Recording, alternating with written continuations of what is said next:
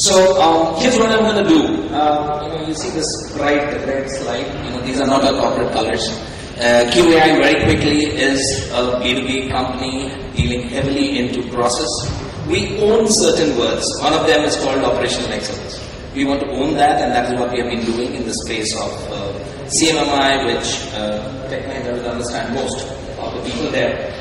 In People CMM, in Six Sigma, name the host of it, we have been doing. So we have been in the training business.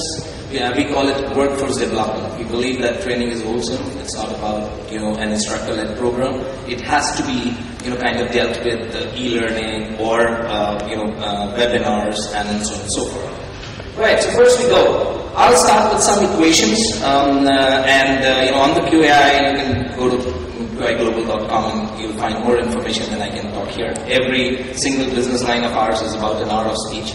Right. So here's the first equation. We're talking about potential, okay? So what is the potential of an organization? I'm saying the sigma potential of an organization is actually the sigma of the workforce / talent or talent. That brings me to a question that what is the organization? See, I have tried to make it intuitive and I would have asked questions, what is an organization and this and that, but with the lack of time and with the permission of chair, we'll just do the question answer myself, okay? So, is an organization your customers? No. There's a 25% attrition of your customers. That means every 4 years you have a new set of customers. Is it your investors? Even higher. It's 50% if you read the statistics worldwide. So you're saying that every 2 years you should actually have a new set of investors. Is it your people? Which is, now this is a kind of controversial statement, but I'll nevertheless go ahead with it. Is it your people? There is an attrition. Okay, attrition is one word which QAI doesn't use. We call it capability loss. Because today it's not about head count, it's about skill count. Are you losing skill? Right? So I'm going to say that, the attrition is 20%, which means that you have a new set of employees every 5 years. So even that is not a company. So what is a company? To me, and to us, and to my team, it is a collective consciousness working towards a self-designated goal with integrated IP things. We know how Google and Apple have one IP infringement and they've made money on it, forget anything else, right? This next slide, again an equation. I'll be dealing with LHS equal to RHS. I've been an engineer and this is what we have been taught, that you make equations balanced and that's how life goes on. Now, this is, I know this room is, there are a lot of IT people, which is heartening because we do service a lot of IT clients. But then, if you see learning is equal to competency, is it? I don't know, I've put in the question mark. I have my personal beliefs. But my point is, learning is a verb, competency is a noun. How can they equal? Well, can you just make a person learn and make him a high point? I doubt. Because learning is about training, just about that. But do we have the right strategy? No. And then comes the definition of competency. What is competency? Again, I would have played that and asked possible time. I'll just move forward and I'll say it's about process, skill, ability. That's competency. So you need to have, and all of us know what competency is, and we have frameworks around it, and people have been working. But also we have done learning strategy, which is actually an individual, evolves into a competency strategy. So unless you have a competency strategy for the company, it is irrelevant to have a learning strategy. In fact, what I saw from the Tech Mahindra presentation, it is a great competency strategy. You'll see that various facets of learning. It's a mixture of soft skills, hard skills, and so on and so forth, coming up with a complete model, so to say. Right?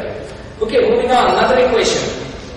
Hypox. Now see, I started moving from what is potential to what is learning to me, and to which is kind of what the gentleman from BSc had stated. As to in definitions as to what is high potential and how we go about it.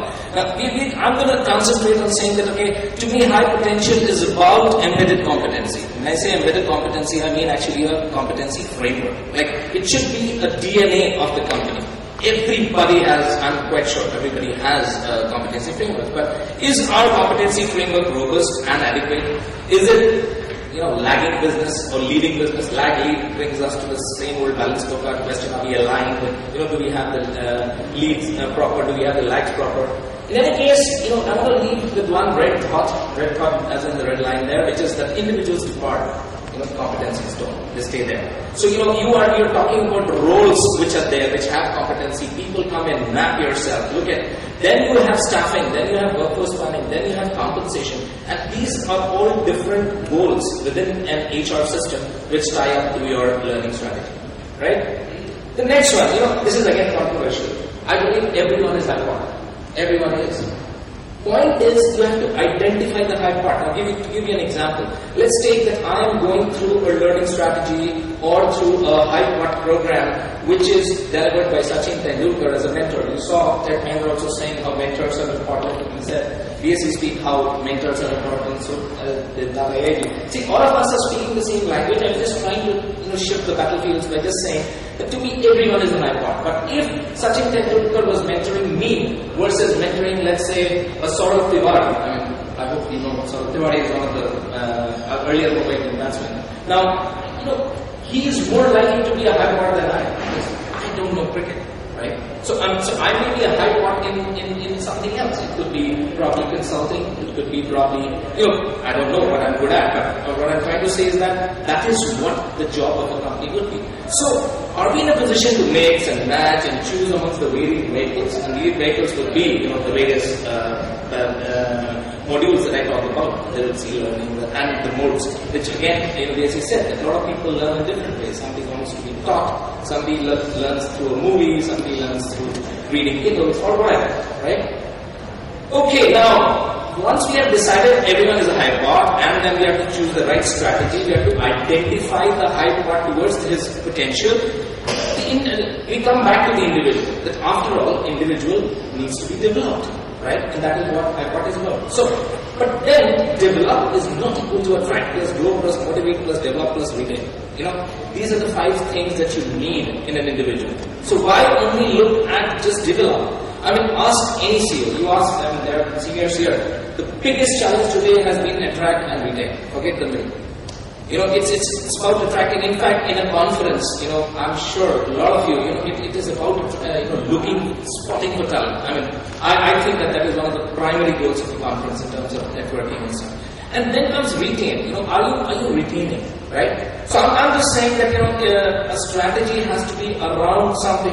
In my next slide, I'll say that why only develop? Why not attract, grow, motivate, deploy, develop, the same things, right? In a sense, what I'm saying is, what if we have a researched, accepted, robust, a framework for attracting, growing, motivating, deploying, retaining talent? Because, good practices is not about it's not about a framework. Good practices are always siloed in nature. You will not find a connect. There are millions of zillions of programs in HR. There's so many HR consulting companies and they come up with a lot of, and they're very good. Be it 360 degree, be it competency framework, there's so many things which exist in silos. But a framework is ubiquitous, like it's available everywhere. So now what I'm trying to say with the framework is that we need to have a systems approach, right? Now, a systems approach is when you create an HR process architecture, and systems approach actually means a cause and effect. Like, do you have gears? Do you have that, if this gear turns, this turns 40 degrees, this turns 80 degrees, and do you have a car as an HR where put in the first gear, it moves at high power, low speed, and then at 5th gear, high speed, low power, that kind of thing. So, you need to convert the new processes into a habit. And, process comes from competency. And here I'm talking about make competency a habit. Provide vision, policy, direction, these things have been said. Like all the earlier speakers have said. I have some questions only on the systems approach part, saying that are our processes standalone, which is what good practice is about? Or are they integrated into functions of system? Or are various processes aligned? Are they aligned or they are just scattered? Or do they interface adequately? And then, you have this changing focus. I'm not reading on this slide because this is what, organizational excellence is what HR is thinking. If you remember, I did started saying that QAI has kind of adopted what's called operational excellence. So we are saying operational excellence, and we know that organizational excellence is what most HRs and most companies are looking at. Okay. So there are many solutions. You know them all. We have been with a lot of learning heads here. They know right from the ones there. But then, You just look at the right box there.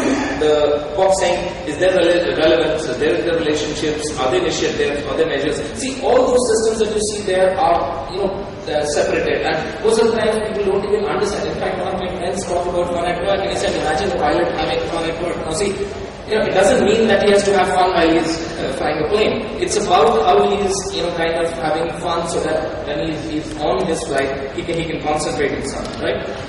Right, so this is the time to introduce you to a framework, and this is a universally accepted framework, although it has connotations that it belongs to the IT world and so on and so forth. Here I just want to clear that, see, while it is created by Software Engineering Institute of US, but all the three owners, which is Bill Curtis, Sandy Miller and Don, all three are not software engineers or nothing to do with engineering. They're pure HR consultants. One of them is a psychologist and so on and so forth. So, here is a framework which talks, and you'll see there are key themes around it, and this is all downloadable from the web. I just wanted to tell you that, once you have a framework, it starts talking to various languages. I mean, look at this. I'll just show you some processes. It is from level 2 to level 5.